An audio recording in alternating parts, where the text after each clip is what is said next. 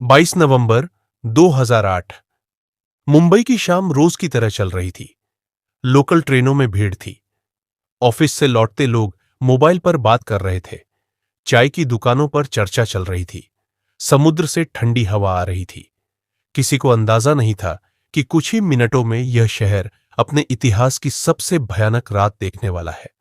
मुंबई, जो कभी नहीं रुकती, जो कभी हार नहीं मानती, आज पहली बार अपने ही दिल की धड़कन से डरने वाली थी। सीएसटी स्टेशन, मौत की पहली दस्तक। रात के ठीक 9:20। छत्रपति शिवाजी टर्मिनस, मुंबई की सबसे व्यस्त जगहों में से एक। हजारों लोग अपने अपने घर लौटने की जल्दी में थे। उसी भीड़ में दो युवक चुपचाप दाखिल हुए।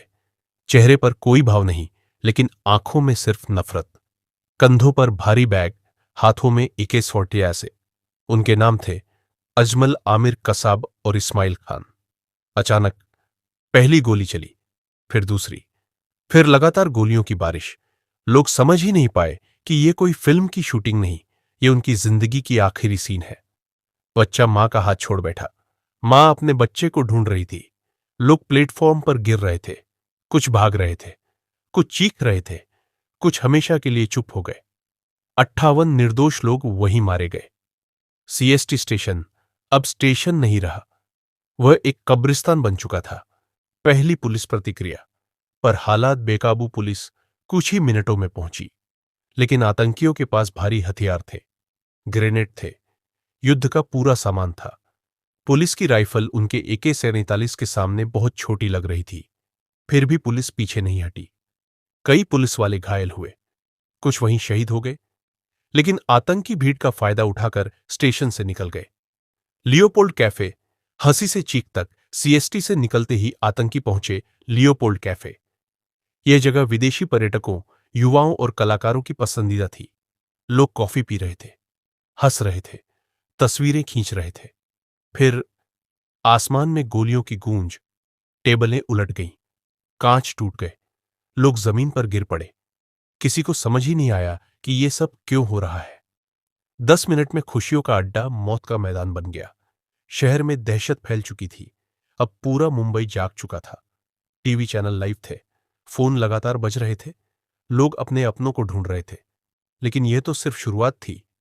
ताज होटल, भारत की शान पर हमला। रात 9:40 पर आतंकी पहुंचे। ताजमहल पैलेस होटल, भारत की पहचान, शान और गर्व। उस समय होटल में सैकड़ों मेहमान थे। परिवार, विदेशी नागरिक, बिजनेस लीडर, बच्चे, बुजुर्ग। आतंकियों ने होटल के अंदर गोलीबारी शुरू कर दी। कमरों में आग लगाई, ग्रेनेड फेंके, गलियारों में धुआं भर गया। बच्चे अपनी मां की गोद में कांप रहे थे।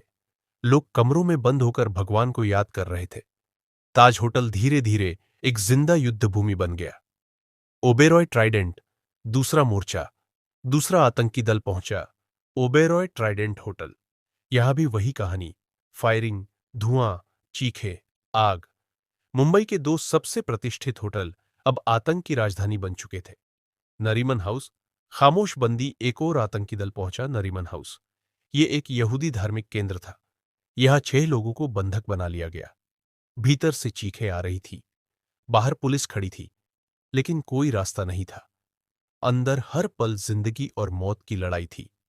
मुंबई एक ही रात में बदल गई। पूरी मुंबई आतंक के साए में थी। सड़कें खाली हो चुकी थीं, लोग घरों में कैद थे। टीवी पर सिर्फ एक ही सवाल था, क्या ये रात खत्म होगी? वीर पुलिस अधिकारी, जब वर्दी ढाल बन गई, मुंबई की पुलिस साधारण हथियारों के साथ आतंक के सामने खड़ी थी। पर उनके भीतर असाधारण हिम्मत थी। एटीएस प्रमुख हेमंत करकरे, अतिरिक्त पुलिस आयुक्त अशोक कामटे और एनकाउंटर स्पेशलिस्ट विजय सालस्कर, तीनों बिना डरे आतंकियों की ओर बढ़े। गोलियों 100 की बारिश में उन्होंने मोर्चा संभाला। अंधेरी इलाके में आतंकियों से सीधा सामना हुआ। गोलियां चली और भारत ने अपने 3 महान सपूत खो दिए। उनकी शहादत देश की आत्मा पर अमिट छाप बन गई। एनएसजी, जब देश जागा। 29 नवंबर की सुबह दिल्ली से एनएसजी कमांडो पहुंचे। काले कपड़े, चेहरे पर गंभीरता, आंखों में सिर्फ एक मिशन, आतंक का अंत। ऑपरेशन ब्लैक टॉर्नेडो शुरू हुआ। ताज होटल, ओबेरॉय ट्राइडेंट, नरीमन हाउस, तीनों मोर्चों पर भीषण संघर्ष हुआ। कमांडो एक एक कमरे में घुसे। सीढ़ियां, गलियारे, छत, हर जगह मौत से सामना। आखिरकार आखिरी आतंकी ढेर हुआ। 60 घंटे बाद मुंबई ने सांस ली। उस रात की कीमत 166 निर्दोष लोग मारे गए, 300 से अधिक घायल हुए, हजारों परिवार हमेशा के लिए बदल गए। कोई मां अपने बेटे को खो चुकी थी, कोई पत्नी अपने पति को, किसी बच्चे ने अपने माता पिता दोनों खो दिए। वो रात खत्म हो गई, पर दर्द आज भी जीवित है। पीड़ितों की आवाज आज भी जब 26 नवंबर आता है तो आंखें नम हो जाती है। लोग मोमबत्तियां जलाते हैं, तस्वीरों के सामने सिर झुकाते हैं और कहते हैं, हम तुम्हें नहीं भूले हैं। मुंबई का पुनर्जन्म आतंक ने मुंबई को तोड़ना चाहा, लेकिन मुंबई और मजबूत होकर खड़ी हुई। अगली सुबह ट्रेनें फिर चली, दुकानें फिर खुली, लोग फिर काम पर निकले। लेकिन अब इस शहर की धड़कन और भी गहरी थी। दोस्तों, इसी तरह के अमेजिंग कंटेंट के लिए सब्सक्राइब